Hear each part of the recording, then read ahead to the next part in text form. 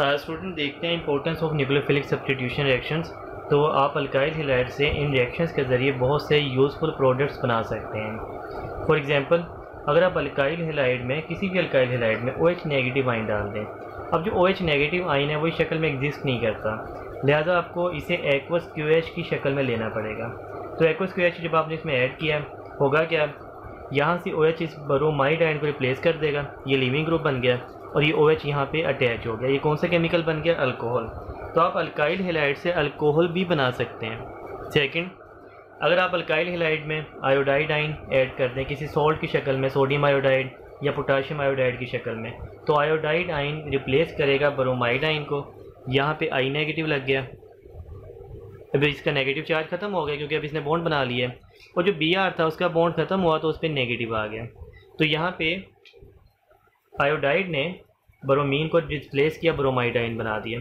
तो आपने देखा कि ये तमाम सब्स्टिट्यूशन रिएक्शन हो रहे हैं, एक ग्रुप आ रहा है दूसरा जा रहा है, तो ये बन गया अल्काइल आयोडाइड। अल्काइल आयोडाइड और किसी मेथड से डायरेक्ट नहीं बनता, लिहाजा पहले आपको अल्काइल हैलाइड कोई बनाना पड़ता है, क्लोरीन का या ब्रोमीन का, फिर आप उसमें NaI डाल के ये अल्काइल आयोडाइड बना लेते हैं। तो आपने यहाँ पे बना लिया अल्काइल आयोडाइड थर्ड। अब उसमें Cn नेगेटिव आयन डाल दें, किस शक्ल में KCN डाल दें या NaCN डाल दें, पोटाशियम साइनाइड या सोडियम साइनाइड। Cn रिप्लेस करेगा ब्रोमीन को और यहाँ पे अटैच हो गया Cn, और फिर आपने Br को अलग कर दिया। तो आपने यहाँ पे बना दिया, ये सायानाइड कहलाते हैं।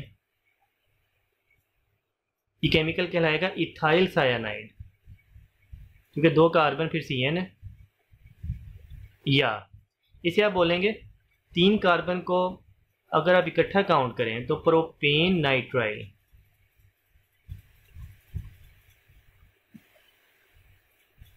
तो या तो इनके नाम होते हैं अल्काइल सायानाइड या अल्केन नाइट्राइल। तो 3 कार्बन इकट्ठे काउंट करें तो फिर इन्हें नाइट्राइल का नाम दिया जाता है, अगर 2 कार्बन काउंट करें तो इथाइल, और फिर ये Cn को इकट्ठा नाम दिया जाता है सायानाइड। ये इनके IUPAC नेम है, प्रोपेन नाइट्राइल। देखें जो ये Cn है ना सायानाइड, आप इनसे आगे कार्बोक्सिलिक एसिड भी बना सकते हैं, आप इनसे एसिड एमाइड भी बना सकते हैं। फॉर एग्जांपल ये CH3CH2, और ये जो Cn होता है ना, इसमें कार्बन नाइट्रोजन में ट्रिपल बॉन्ड होता है, तो ये C ट्रिपल बॉन्ड N, ये हो गया। इसके बाद अगर आप इसमें वाटर डाल दें तो पहले स्टेप में वाटर इसमें ट्रिपल बॉन्ड में जाके ऐड हो जाता है इस अंदाज में, CH3CH2 और ये C ट्रिपल बॉन्ड सिंगल हो जाता है, और वाटर आपने ऐसे बनाना है।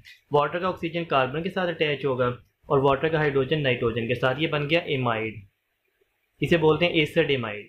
तो आपने सायानाइड से एसिड एमाइड बना लिया।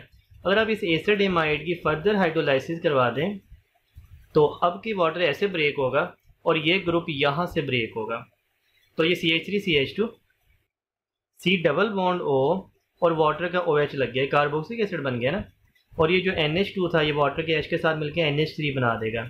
ये रिएक्शन एसिड कैटालिस्ट की मौजूदगी में होते हैं। अगर आप यहाँ पे H+ मेंशन करेंगे कैटालिस्ट के तौर पर, तो अमोनिया इस H+ के साथ मिलकर क्या बना देगा? NH4+ बना देगा। अगर आप यहाँ पे H+ यूज़ ना करें, आप HCl मेंशन कर दें कैटालिस्ट के तौर पे, तो अमोनिया जो बनेगा HCl के साथ मिलकर क्या बना देगा? NH4Cl। तो यहाँ पे आपने कार्बोक्सिलिक एसिड के साथ क्या बनाना है वो डिपेंड करता है आपने कैटालिस्ट कौन सा मेंशन किया है। ठीक है, NH4+ भी आपकी बुक में एक जगह बनाया गया है, NH4Cl भी आपकी बुक में एक जगह बनाया गया है। अगर आप यहाँ पे H2SO4 कैटालिस्ट मेंशन कर दें, अब की जो अमोनिया बनेगा वो H2SO4 के साथ मिलकर क्या बना देगा? NH4HSO4। तो ये भी बन सकता है, डिपेंड करता है कि आपने कैटालिस्ट कौन सा यहाँ पे मेंशन किया है। खैर ये साइड प्रोडक्ट तो जो मर्जी बना दें, लेकिन एक चीज़ तो हतमी है कि कार्बोक्सिलिक एसिड इस रिएक्शन में बने। अब कार्बोक्सिलिक एसिड में कार्बन काउंट कीजिए 1 2 3। अल्काइल हैलाइड जब आपने शुरू किया था जिसे सायानाइड बनाया था, उसमें कार्बन काउंट कीजिए 1 2। तो आपने देखा, आपने इस मेथड से कार्बोक्सिलिक एसिड एक कार्बन ज़्यादा वाला बना लिया। It has 1 carbon more than the starting material. ठीक है, उसमें 2 कार्बन थे, इसमें 3 कार्बन है। तो ये इन रिएक्शन की यूजफुलनेस है। आगे देखें, अगर आप उसमें नाइट्राइट आयन डाल दें कि NO2 डाल दें, NaNO2 डाल दें, तो अब दोबारा रिप्लेसमेंट होगी, यहाँ पे NO2 अटैच हो जाएगा और ये जो Br है यहाँ से रिप्लेस हो जाएगा। तो आप इसमें नाइट्राइट आयन भी रिप्लेस कर सकते हैं ब्रोमाइड आयन से। अगर आप इसमें ये यूज़ कर लें, जैसे ये मिथोक्साइड है, ये सॉल्ट की शक्ल में होते हैं CH3ONA, तो ऐसे इथोक्साइड आइन भी आप यूज़ कर सकते हैं, 2 कार्बन वाला, 3 कार्बन वाला प्रोपोक्साइड आइन भी यूज़ कर सकते हैं। तो होगा यही कि CH3CH2 यहाँ से Br निकलेगा और ये जो OCH3 है ये यहाँ पे अटैच हो जाएगा और ये जो Br है वो यहाँ से ब्रोमाइड आइन की शक्ल में लीव कर गया। तो आपने देखा आपने इस रिएक्शन से क्या बना लिया, ईथर बना लिया। तो आप अल्काइल हैलाइड से ईथर भी बना सकते हैं। मज़ीद देखें, अगर आप अल्काइल हैलाइड लेके उसमें SH नेगेटिव आइन डाल दें, बिल्कुल ये हाइड्रोक्साइड आइन की तरह होता है, OH नेगेटिव, यहाँ पे ऑक्सीजन की बजाय सल्फर आपने रिप्लेस कर दिया SH नेगेटिव। तो अब क्या होगा, ये SH यहाँ पे आ जाएगा और यहाँ से ये Br निकल गया, ये केमिकल बन गए थायो अल्कोहल्स या थायोल्स। ये SH ग्रुप थायो ग्रुप कहलाता है। तो आप थायो ग्रुप को रिप्लेस करके थायो अल्कोहल्स या थायोल्स की क्लास बना सकते हैं। अल्काइल हैलाइड से ये कंपाउंड भी बन सकते हैं। और एंड पे अगर आप इसमें एसिटिक एसिड का सॉल्ट डाल दें या कोई भी कार्बोक्सिलिक एसिड का सॉल्ट डाल दें तो ये यहाँ से Na निकल जाएगा, यहाँ से Br, NaBr बना देंगे। और अगेन ये जो रेड वाला O है ये, फिर C डबल बॉन्ड O और फिर CH3, या इसे आप इसे इस अंदाज में भी लिख सकते हैं। रेड वाले को पहले लिखा जाता है अमूमन CH3 C डबल O और ये C2H5 इसे लास्ट में लिखा जाता है। ये बन गया जी एस्टर। आप अल्काइल हैलाइड से एस्टर भी बना सकते हैं और साथ में बन जाएगा NaBr। तो आपने देखा इन रिएक्शन की यूज़फुलनेस कि न्यूक्लियोफिलिक सब्स्टिट्यूशन रिएक्शन में अल्काइल हैलाइड यूज़ करें, साथ में कोई रिएजेंट यूज़ करें और कोई भी ऑर्गेनिक केमिस्ट्री की क्लास बना सकते हैं। इसके अलावा अल्काइल हैलाइड से ग्रिग्नार्ड रिएजेंट बना के भी हर कंपाउंड बनाया जा सकता है। स्टूडेंट देखें, फर्दर एक रिएक्शन है अल्काइल हैलाइड का अमोनिया के साथ। तो आप यहाँ पे अल्काइल ब्रोमाइड भी यूज़ कर सकते हैं या क्लोराइड भी यूज़ कर सकते हैं। अमोनिया जब इसके साथ रिएक्शन करेगा तो पहले स्टेप में यहाँ से Cl रिप्लेस होगा और यहाँ से एक H निकलेगा, HCl बना देंगे और NH2 यहाँ पे आके लग जाएगा। तो CH3CH2 के साथ लग गया NH2 और ये जो Cl है यहाँ से रिप्लेस हुआ वो H के साथ मिलके HCl बना देगा, यहाँ पे आ गया NH2। ये पहले स्टेप में जो केमिकल बना है ये इथाइल अमाइन। अगले स्टेप में इथाइल अमाइन दोबारा अल्काइल हैलाइड के साथ रिएक्शन करेगा और ये दोबारा वही चीज़ है, ये NH2 का एक H दोबारा Cl के साथ मिलके HCl बना देगा और बाकी जो चीज़ बची आप कंबाइन करें। यहाँ से Cl निकल गया, यहाँ से एक H निकल गया, ये HCl बना देंगे। बाकी जो NH है इसे आप कंबाइन कर लें CH2CH3 के साथ। तो CH2CH3 ब्लैक वाला, यहाँ पे रेड वाला NH और इसके साथ दोबारा CH2CH3, ये डाई इथाइलामाइंस बन गए। ये इथाइलामाइन था, ये डाई इथाइलामाइन। ये डाई इथाइलामाइन को आप ऐसे भी लिख सकते हैं कि NH अलहदा है और अलहदा कर दें और CH2CH3 आप 2 बार ऐसे लिख दें इकट्ठे। तो डाई इथाइलामाइन दोबारा अल्काइल हैलाइड के साथ मिलेगा और वही काम होगा, ये अपना H देगा, ये अपना Cl देगा, फिर दोबारा HCl बना देंगे और अब क्या देखें ये N इस तीसरे इथाइल को भी अपने साथ अटैच कर लेगा। तो आप इसे इकट्ठा ऐसे लिख सकते हैं N CH2 CH3 और यहाँ पे थ्राइज आ जाएगा, ट्राई इथाइलामाइंस बन गए। और ट्राई इथाइलामाइन चौथे इथाइल क्लोराइड के साथ दोबारा मिलेगा और अब के यहाँ H तो है ही नहीं जो HCl बनाया, बस Cl निकलेगा, Cl नेगेटिव की शक्ल में, और ये जो बाकी बचा वो CH2CH3 ये N के साथ अटैच हो जाएगा। तो CH2CH3 4 टाइम, और जब नाइट्रोजन 4 बॉन्ड बनाता है तो उस पर पॉजिटिव आ जाता है, इसे कहते हैं क्वाटर्नरी अमोनियम सॉल्ट। तो आपने देखा कि कितने स्टेप हुए जिसके बाद ये रिएक्शन मुकम्मल हुआ। आपने इसमें इथाइल अमाइन बनाया जिसमें NH2 एक कार्बन से डायरेक्ट अटैच है, इन्हें कहा जाता है प्राइमरी अमाइंस। डाईथाइल अमाइन में नाइट्रोजन डायरेक्ट 2 कार्बन से अटैच है, सेकेंडरी अमाइंस है। ट्राईथाइल अमाइन में नाइट्रोजन डायरेक्ट 3 कार्बन से अटैच है, टर्शियरी अमाइंस है। और इसमें क्वाटर्नरी अमोनियम सॉल्ट, इसमें नाइट्रोजन 4 कार्बन से डायरेक्ट अटैच होता है। अब इस रिएक्शन में क्या हो, अगर आप 2 रिएक्टेंट है ना आपके पास शुरू में, इथाइल ब्रोमाइड या क्लोराइड और अमोनिया, अगर आप अल्काइल हैलाइड एक्सेस में ले लें और अमोनिया लिमिटिंग हो तो रिएक्शन को कोई खास फर्क नहीं पड़ता, क्योंकि अल्काइल हैलाइड हर स्टेप में यूज़ हो रहा है, आपने एक्सेस में ले लिया तो अगले स्टेप में किसी में अमोनिया की ज़रूरत नहीं है। तो अगर आप ये कंडीशन पे रिएक्शन करवाएंगे तो आपको फाइनल प्रोडक्ट मिलेगा, आप पहुंचेंगे क्वाटर्नरी अमोनियम सॉल्ट तक, ठीक है। लेकिन अगर आप अल्काइल हैलाइड लिमिटिंग ले लें और अमोनिया एक्सेस में ले लें तो अमोनिया एक्सेस में लेने का कोई फ़ायदा नहीं, क्योंकि पहले स्टेप के बाद अमोनिया यूज़ नहीं हुआ और अल्काइल हैलाइड यूज़ होना था, आपके पास है ही नहीं, लिमिटिंग है, तो रिएक्शन पहले स्टेप में ही रुक जाएगा और आपको बस मिलेगा क्या, इथाइलामाइंस ओनली। इस बार आपको ये डाईइथाइलामाइंस या ट्राईइथाइलामाइंस या क्वार्टरनरी अमोनियम सॉल्ट नहीं मिलेंगे, ये माइंड में रखिएगा। देखिए हमारे पास स्टूडेंट इथाइल ब्रोमाइड का अमोनिया के साथ रिएक्शन है और इसमें प्रोडक्ट जो बनेगा वो हर स्टेप में डिफरेंट होता है, तो मैंने डिफरेंट क्वेश्चंस बनाए हैं। अगर आप इथाइल ब्रोमाइड और अमोनिया 1:1 से लेंगे, अगर ये भी एक मॉलिक्यूल लिया ये भी एक मॉलिक्यूल लिया, तो फिर ये रिएक्शन पहले स्टेप तक ही चलेगा, क्योंकि दोनों रिएक्टेंट ही पहले स्टेप के बाद ख़त्म हो जाएंगे, यूज़ हो जाएंगे। तो पहले स्टेप में ये केमिकल बना करता है CH3 CH2 NH2 and HBr, तो इसमें इथाइल अमाइंस बना करेंगे। अगर आप इस रेशियो से ले लेते हैं, इथाइल ब्रोमाइड 1 लेते एक मॉलिक्यूल और अमोनिया 2 मॉलिक्यूल ले लेते, तब क्या होता? तो भाई अमोनिया को एक्सेस में लेने का फ़ायदा नहीं है, क्योंकि रिएक्शन के तमाम स्टेप में इथाइल ब्रोमाइड ने यूज़ होना है, अमोनिया सिर्फ पहले स्टेप में यूज़ होना है। अगर आप ये अमोनिया एक्सेस में लेंगे तब भी यही केमिकल बनना है पहले स्टेप वाला, क्योंकि जो एक्स्ट्रा अमोनिया वो बेकार जाएगा, अगले स्टेप में उसकी ज़रूरत ही नहीं है और पहले स्टेप के बाद ये इथाइल ब्रोमाइड ख़त्म हो जाएगा क्योंकि लिमिटिंग है, लिहाजा यही बनेगा। अब अगर आप अमोनिया और इथाइल ब्रोमाइड 1:3 से ले लेते तब भी यही बनना था, क्योंकि अमोनिया को एक्सेस में लेने का फ़ायदा नहीं है। और यही चीज़ आप यहाँ पे देख लें, इस वाले क्वेश्चन में अमोनिया एक्सेस में लें और ये लिमिटिंग हो जाए, तो जैसे हमने दूसरे और तीसरे केस में देखा, अमोनिया एक्सेस में लिया, ये लिमिटिंग हो गया, हमारे पास इथाइल अमाइन ही बने, इसमें भी यही बनेगा। लेकिन क्या हो अगर आप ये एक्सेस में लें और ये लिमिटिंग लें, तो अब आपने इथाइल ब्रोमाइड के 3 मॉलिक्यूल लिए हैं, लिहाजा रिएक्शन 3 स्टेज तक जाएगा और इसमें तीसरी स्टेज में ये केमिकल बना करता है थ्राइज़ N3 HBr।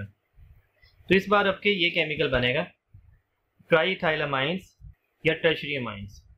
और अगर आप अमोनिया ये 3 लेते हैं ये 2 लेते हैं, तब भी चूँकि 3 मॉलिक्यूल है, थर्ड स्टेज तक इसने जाना था, तो तीसरे स्टेज में ये वाला केमिकल बनता है CH3 CH2 थ्राइज़ and N3 HBr। और अगर आप ये एक्सेस में ले लें और ये लिमिटिंग हो तो रिएक्शन लास्ट स्टेप तक जाएगा और लास्ट स्टेप में 4th स्टेप में ये केमिकल बनता है 4 टाइम्स N+। देखें स्टूडेंट, मज़ीद रिएक्शन देखते हैं जो अल्काइल हैलाइड दिया करते हैं। तो एक इसमें बहुत फेमस रिएक्शन है, वर्ड्स रिएक्शन, साइंटिस्ट के नाम पे है। अगर आप कोई भी अल्काइल हैलाइड लेके उसमें सोडियम मेटल डाल दें ईथर की मौजूदगी में, लेकिन शर्त ये है कि इसमें आपने सेम अल्काइल हैलाइड यूज़ करना है। देखिए CH3 CH2 इथाइल वाला आपने यूज़ किया, अगर यहाँ पे मिथाइल वाला यूज़ करते तो यहाँ भी मिथाइल वाला, यहाँ पे प्रोपाइल वाला तो यहाँ भी प्रोपाइल वाला, सेम आपने यूज़ करना होता है। सोडियम इन दोनों हेलोजन के साथ मिलके NaCl या NaBr बनाएगा और बाकी जो अल्काइल ग्रुप हैं आपस में आपने अटैच कर देने हैं, तो इसमें बन जाएगा butane CH3 CH2 and CH3 और इसके अलावा इसमें बनेगा 2NaBr। तो ये रिएक्शन खासकर यूज़ होता है सिमेट्रिकल अल्केन बनाने के लिए, इसे आप अल्केन्स बना सकते हैं, खासकर सिमेट्रिकल। और सिमेट्रिकल अल्केन बनाने के लिए आपको जो रिएक्टेंट लेने हैं वो सेम लेने हैं। दूसरा रिएक्शन है डिडक्शन। आप अल्काइल हैलाइड कोई भी लेके उसमें जिंक डाल दें ACl की मौजूदगी में, तो आपकी रिडक्शन होगी। Reduction means addition of hydrogen, तो यहाँ से इथाइल ग्रुप में ये हाइड्रोजन ACl वाला जाके ऐड हो जाएगा, ये भी अल्केन बनेगी। तो आप देखें इस बार आप वर्ड्स रिएक्शन में भी और रिडक्शन में भी अल्केन बना रहे हैं। बाकी जो जिंक है दोनों Cl लेके ZnCl2 बना देगा। एक और रिएक्शन है reaction with sodium lead alloy. तो सोडियम को जब लेड के साथ मिक्स किया जाए तो ये सोडियम लेड अलॉय कहलाता है। ये इसका फार्मूला होता है Na4Pb। तो अब आप कोई भी अल्काइल हैलाइड लेके उसमें ये सोडियम लेड अलॉय यूज़ कर लें, तो ये जो यहाँ पे 4Na है ये 4Cl के साथ मिलके 4NaCl बना देंगे। इसलिए आपको ये अल्काइल हैलाइड के 4 मॉलिक्यूल लेने पड़ेंगे। बाकी देखें CH3 4 टाइम बचा और एक लेड बचा, ये आपस में मिलकर बनाएंगे CH3 4 टाइम एंड लेड। इसे बोलते हैं tetramethyl lead, tetramethyl lead TML। और यहाँ पे देखें ये 4 NaCl बन जाएंगे। बाकी क्या बचा, CH3 CH2 4 टाइम बचा और एक लेड, इसे बोलते हैं टेट्रा इथाइल लेड TEL। और ये बहुत फेमस एंटी नॉकिंग एजेंट है, तो ये रिएक्शन में बहुत काम से एंटी नॉकिंग एजेंट तैयार होते हैं। स्टूडेंट ये रिएक्शन देखिएगा, अल्काइल हैलाइड कोई भी लेके अगर आप उसमें QH डाल दें तो 2 डिफरेंट कंडीशन पे डिफरेंट प्रोडक्ट बनता है। अगर आप अल्कोहलिक QH यूज़ करेंगे तो और रिएक्शन होगा, एक्वस QH यूज़ करेंगे तो और रिएक्शन होगा। हमने ये पहले भी डिस्कस किया था, अब दोबारा इसे देख लेते हैं। अल्कोहलिक QH की मौजूदगी में ये हैलोजन निकलेगा और साथ वाले कार्बन से हाइड्रोजन निकलेगा और इसके नतीजे में ये अल्कीन्स बनती हैं और ये एलिमिनेशन का रिएक्शन है। साथ में जो HCl निकलेगा वो KOH के साथ मिलकर KCl एंड वाटर बना देगा। जबकि एक्वस QH में क्या होगा, यहाँ से Cl निकलेगा, उसकी जगह OH अटैच हो जाएगा और ये KCl के साथ KCl बना देगा। ये सब्सटीट्यूशन का रिएक्शन है। तो अल्कोहलिक QH में एलिमिनेशन, एक्वस QH में सब्सटीट्यूशन। स्टूडेंट देखते हैं बीटा एलिमिनेशन रिएक्शन जो अल्काइल हैलाइड दिया करते हैं। तो ये 2 किस्म के होते हैं, E2 एंड E1। पहले हम E2 को डिस्कस करते हैं, एलिमिनेशन बाई मॉलिकुलर। हमारे पास एक अल्काइल हैलाइड है जिसमें हैलोजन जिस कार्बन से अटैच होता है ये अल्फ़ा कार्बन कहलाता है और इसके जो हाइड्रोजन है ये अल्फ़ा हाइड्रोजन कहलाते हैं। साथ वाला जो होता है कार्बन ये बीटा कार्बन और इसके हाइड्रोजन बीटा हाइड्रोजन कहलाते हैं। अगर कोई न्यूक्लियोफाइल अटैक करने आ रहा है जैसे कि वो कार्बन पे आया करता है तो रास्ते में उसे बीटा हाइड्रोजन भी मिलेंगे और जो हाइड्रोजन होते हैं इन पे पार्शियल पॉजिटिव चार्ज तो होता है। तो ये जो न्यूक्लियोफाइल है ये हो सकता है कि इस हाइड्रोजन पर अटैक करे कार्बन पर अटैक करने की बजाय। जब ये हाइड्रोजन पर अटैक करेगा तो हाइड्रोजन यहाँ से निकल जाएगा, ये दरमियान का जो बॉन्ड था कार्बन हाइड्रोजन का यहाँ पे आ जाएगा कार्बन कार्बन के दरमियान, और जैसे यहाँ पे एक नया बॉन्ड आएगा Br को यहाँ से निकल के जाना पड़ेगा। तो लिविंग ग्रुप ने लीव किया, लेकिन अब के ये न्यूक्लियोफाइल ने कार्बन पर अटैक नहीं किया बल्कि बीटा हाइड्रोजन पर अटैक किया। इसके नतीजे में बना क्या, कार्बन इसके 2 हाइड्रोजन रह गए, यहाँ पे एक हाइड्रोजन जो था वो चला गया, कार्बन कार्बन डबल बॉन्ड आ गया और इस कार्बन के भी 2 हाइड्रोजन रह गए क्योंकि इसका भी एक हाइड्रोजन चला गया। ये हमारे पास केमिकल बन गया alkenes, carbon carbon double bond, और यहाँ से लिविंग ग्रुप Br निकल गया, Br नेगेटिव की शक्ल में। और ये जो OH था इसने इस H को लेके H2O बना दिया। या अब इस OH को बेस भी बोल सकते हैं, न्यूक्लियोफाइल भी बोल सकते हैं, क्योंकि बेस और न्यूक्लियोफाइल एक ही चीज़ होती है। अगर आप यहाँ पे बेस लिखेंगे तो बेस जब इस H को एक्सेप्ट करेगा तो फिर आप वाटर बनाने की बजाय BH+ बना देंगे, क्योंकि जब OH ने एक्सेप्ट किया तो वाटर बन गया, लेकिन जब बेस एक्सेप्ट करेगा तो BH+ बन जाएगा। क्योंकि OH पे नेगेटिव था ना इसलिए न्यूट्रल हो गया, लेकिन बेस पे तो नेगेटिव नहीं है इसलिए यहाँ पे पॉजिटिव आएगा। एक ही चीज़ है, चाहे आप बेस लिख दें, चाहे आप OH नेगेटिव लिख दें, चाहे आप न्यूक्लियोफाइल लिख दें। अब E2 रिएक्शन में ये तमाम जो रिएक्शन हो रहा है, न्यूक्लियोफाइल या बेस का अटैक करना, लिविंग ग्रुप का लीव कर जाना, अगर ये एक स्टेप में हो जाए तो फिर आप इसे elimination by molecular E2 reaction कहते हैं। तो E2 रिएक्शन सिंगल स्टेप होता है, एक स्टेप में हो जाता है। अटैक एंड डिपार्चर साइमल्टेनियसली, जैसे इसने अटैक किया हाइड्रोजन यहाँ से रिमूव हुआ, यहाँ से Br रिमूव हुआ, ये तमाम साइमल्टेनियसली एक ही टाइम पे हो गया, एक ही वक्त में हो गया, तो सिंगल स्टेप में हो गया। इसलिए जो रेट है क्योंकि एक ही स्टेप है दोनों केमिकल पे डिपेंड करता है, अल्काइल हैलाइड पे भी, न्यूक्लियोफाइल या बेस पर भी, और यहाँ से ऑर्डर निकालेंगे सेकंड ऑर्डर रिएक्शन बनेगा। प्राइमरी अल्काइल हैलाइड इस रिएक्शन को फॉलो करते हैं। स्टूडेंट देखें E1 एलिमिनेशन यूनिमॉलिकुलर रिएक्शन। अगर आपके पास टर्शियरी अल्काइल हैलाइड है, हैलोजन जिस कार्बन से अटैच है अल्फ़ा, वो आगे 3 कार्बन से डायरेक्ट अटैच है, तो पहले स्टेप में ये आयोनाइज होता है, कार्बोकेटाइन सेपरेट हो जाएगा, हैलोजन पहले ही रिमूव हो जाएगा। ये स्लो रिएक्शन है, रिवर्सिबल है, ये एक्वस एथानॉल या एसीटोन की मौजूदगी में होता है जो कि पोलर सॉल्वेंट है। तो पहले स्टेप में तो ये आयोनाइज हो गया। अगले स्टेप में अब बेस या न्यूक्लियोफाइल अटैक करेगा बीटा हाइड्रोजन पर, और बीटा हाइड्रोजन अपने इलेक्ट्रॉन यहाँ पे देगा, ये कार्बन कार्बन डबल बॉन्ड बन गया, एक साइड पे 2 हाइड्रोजन, एक साइड पे 2 मिथाइल, ये वाले। आप किसी भी हाइड्रोजन को निकाल सकते हैं। तमाम हाइड्रोजन एक जैसे हैं, किसी को मर्जी निकाल दें और ये वाटर बन गया। तो पहले स्टेप में आयोनाइजेशन, अगले स्टेप में अटैक ऑफ न्यूक्लियोफाइल। तो ये 2 स्टेप का मैकेनिज्म है E1। इसमें bond breakage first then attack of base. पहले बॉन्ड टूटेगा, बाद में अटैक होगा। इसका जो रेट है स्लो रिएक्शन पे डिपेंड करता है, उसमें अल्काइल हैलाइड है, लिहाजा रेट इक्वेशन में अल्काइल हैलाइड आएगा। इसका जो ऑर्डर है, ये जो कि एक केमिकल आ रहा है यहाँ पे, तो इसका ऑर्डर है फर्स्ट। ये फर्स्ट ऑर्डर रिएक्शन है और ये टर्शियरी अल्काइल हैलाइड यही रिएक्शन फॉलो करते हैं।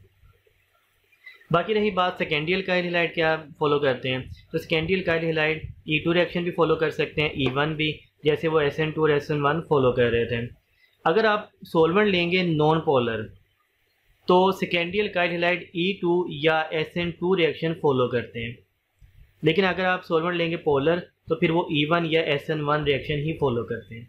ये अमूमन हुआ करता है पोलर सोलवेंट की मौजूदगी में, ताकि आइंस बन जाते हैं उनके, और ये हुआ करता है नॉन पोलर सोलवेंट की मौजूदगी में। स्टूडेंट कुछ प्रैक्टिस करते हैं। सिलेक्ट सूटेबल ऑप्शन, तो हमारे पास है कार्बोकेटाइन फॉर्म। डिफरेंट ऑप्शन मैंने बना दिए हैं, अब कि मैंने इसे ज़्यादा कॉम्प्लिकेटेड कर दिया। दोनों ऑप्शन भी हो सकती हैं, SN1 E1 इकट्ठी, SN2 E2 इकट्ठी हो सकती हैं। कार्बोकेटाइन फॉर्म, तो कौन से ऐसे रिएक्शन है जिनमें कार्बोकेटाइन बनता है, तो वो SN1 में भी बनता है और E1 में भी बनता है, लिहाजा इसका ये E आ जाएगा। ये भी 2 स्टेप में होता है ना, पहले स्टेप में SN1 में कार्बोकेटाइन बनता है और E1 भी 2 स्टेप में होता है, पहले स्टेप में कार्बोकेटाइन बनता है। तो SN1 और E1 का याद रखिएगा, पहला स्टेप सेम होता है। यूनिमॉलिकुलर, तो यूनिमॉलिकुलर कौन सा है, जिसमें एक मॉलिक्यूल इन्वॉल्व होता है, वो भी यही है E। SN1 में भी एक मॉलिक्यूल इन्वॉल्व होता है रेट डिटर्मिनिंग स्टेप में, और E1 में भी एक मॉलिक्यूल इन्वॉल्व होता है रेट डिटर्मिनिंग स्टेप में। तो ये E ऑप्शन आ गया। 1 स्टेप मैकेनिज्म, एक स्टेप में कौन सा हो जाता है, वो होगा जी both SN2 and E2 F। SN2 भी एक स्टेप में हो जाता है और E2 भी एक स्टेप में हो जाता है। Alkyne formed in second step, कौन सा ऐसा रिएक्शन जिसमें अल्कीन बनती है, तो भी E1 या E2 में से ही एलिमिनेशन वाले में अल्कीन बनती है ना, लेकिन दूसरे स्टेप में बनानी है, तो भाई ये चार्ली आएगा C E1। E1 में 2 स्टेप होते हैं और पहले स्टेप में कार्बोकेटाइन बनता है, दूसरे स्टेप में अल्कीन बनती है। Alkyne formed in first step, तो पहले स्टेप में किस में अल्कीन बन जाती है, भाई E1 में तो नहीं बनेगी क्योंकि पहले स्टेप में कार्बोकेटाइन बनता है। E2 में बनेगी क्योंकि इसमें एक ही स्टेप होता है और उसी पहले स्टेप में अल्कीन बन जाती है। Rate increase by adding nucleophile, ऐसा कौन सा रिएक्शन जिसमें न्यूक्लियोफाइल ऐड करें तो रेट बढ़ जाता है, इसका मतलब है उसकी रेट इक्वेशन में न्यूक्लियोफाइल आ रहा है, rate is equal to K, alkyl halide और न्यूक्लियोफाइल दोनों आ रहे हैं। तो कौन सा हो सकता है भाई, वो SN2 भी हो सकता है और E2 भी हो सकता है, क्योंकि दोनों की रेट इक्वेशन सेम है, लिहाजा इसका F आएगा, SN2 एंड E2। स्टूडेंट हम डिस्कस करते हैं यूजेस ऑफ हेलोजिनो अल्केन्स। तो सबसे पहले हेलोथेन है, ये CF3CHClBr हेलोथेन, जो इसका IUPAC नेम है 2 ब्रोमो। अगर आप नंबरिंग यहाँ से करें फ्लोरीन की जानिब से, 2 ब्रोमो 2 क्लोरो, देखिए 2 पे ही क्लोरो है, 2 पे ही ब्रोमो है, 2 ब्रोमो 2 क्लोरो, अल्फ़ाबेटिकली हमने लिखा। 111 ट्राईफ्लोरोइथेन, तो पहले कार्बन पे 3 फ्लोराइड है, 111 ट्राईफ्लोरोइथेन, 2 कार्बन की वजह से इथेन, ये इसका IUPAC नेम है। ये हेलोथेन कलरलेस होती है, इसकी स्वीट स्मेल होती है और ये एंथीजिया के तौर पर यूज़ होती है। तो ये हेलोजिनो अल्केन्स कहलाते हैं या हेलो अल्केन्स कहलाते हैं। इसका दूसरा यूज़ है पॉलीटेट्राफ्लोरोइथीन या इथिलीन। पॉलीटेट्राफ्लोरोइथीन टेफ्लॉन के नाम से जानी जाती है और ये CF2 एन टाइम ऐसे ये इसमें बॉन्ड होते हैं कार्बन कार्बन, साथ में ये हाइड्रोजन की बजाय फ्लोरीन आ जाते हैं। पॉलीथीन में यहाँ पे हाइड्रोजन होते हैं, पॉलीटेट्राफ्लोरोइथीन में यहाँ पे फ्लोरीन आ जाते हैं। टेफ्लॉन एक बहुत वैल्यूएबल प्लास्टिक है, resist to oxidant acid and alkalis, ना ही ऑक्सीडेंट इस पर अटैक कर सकते हैं, ना ही एसिड ना अल्कलीज, आम जुबान में ये ख़राब नहीं होती। कोरियन प्रूफ जो पार्ट्स होते हैं मशीनरी के, जैसे वॉशिंग मशीन है उसकी जो प्लास्टिक होती है, टेलीविज़न की प्लास्टिक, वो टेफ्लॉन की ही बनाई जाती है। इलेक्ट्रिकल वायरिंग कोटिंग के लिए इंसुलेटर के तौर पे यूज़ होती है। नॉन स्टिक पार्ट्स और कुकिंग पैन इसी से बनाए जाते हैं। एक क्लोरोफ्लोरोकार्बन्स, ये क्लोरोफ्लोरोकार्बन्स जैसे कि CCl2F2S, CClF3 फ्रीओन्स के नाम से कमर्शियली जाने जाते हैं। ये नॉन फ्लेमेबल है, नॉन टॉक्सिक होते हैं, वोलेटाइल होते हैं। ये एरोसोल प्रोपेलेंट्स के तौर पे यूज़ होते हैं।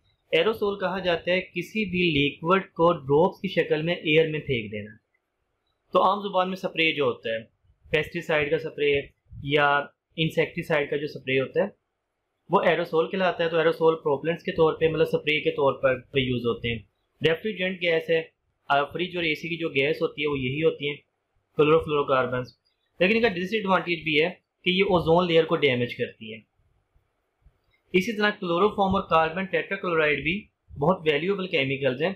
क्लोरोफॉर्म सॉल्वेंट के तौर पे यूज़ होता है और ये एंथीसिया के तौर पर यूज़ होता है। CCl4 कार्बन टेट्राक्लोराइड भी एक सॉल्वेंट है। ये फॉस्फीन गैस COCl2 की तैयारी में इस्तेमाल होता है। इसके अलावा ये फायर एक्सटिंग्विशर के तौर पर यूज़ होता है आग बुझाने के लिए। ये तमाम जो केमिकल्स हैं हेलोजिनो अल्केन्स, खासकर जिनमें फ्लोरीन आती है, ये टोटली इनर्ट होते हैं। भाई ये इनर्ट क्यों होते हैं? इवन ये क्लोरोफ्लोरोकार्बन ये भी इनर्ट है, ये पॉलीटेट्राफ्लोरोथेन ये भी इनर्ट है, और ये हेलोथेन ये भी बिल्कुल इनर्ट है। तो खासकर ये फ्लोरीन वाले केमिकल जिसमें F आ जाए, ये इनर्ट क्यों होते हैं? क्योंकि कार्बन फ्लोरीन बॉन्ड जो है ये बहुत, इसकी बॉन्ड एनर्जी हाई होती है। हमने पढ़ा था रिएक्टिविटी में, कार्बन फ्लोरीन की बॉन्ड एनर्जी हाई होने की वजह से इसे तोड़ना बहुत मुश्किल है, और तोड़ना मुश्किल है, यही वजह है कि ये इनर्ट है।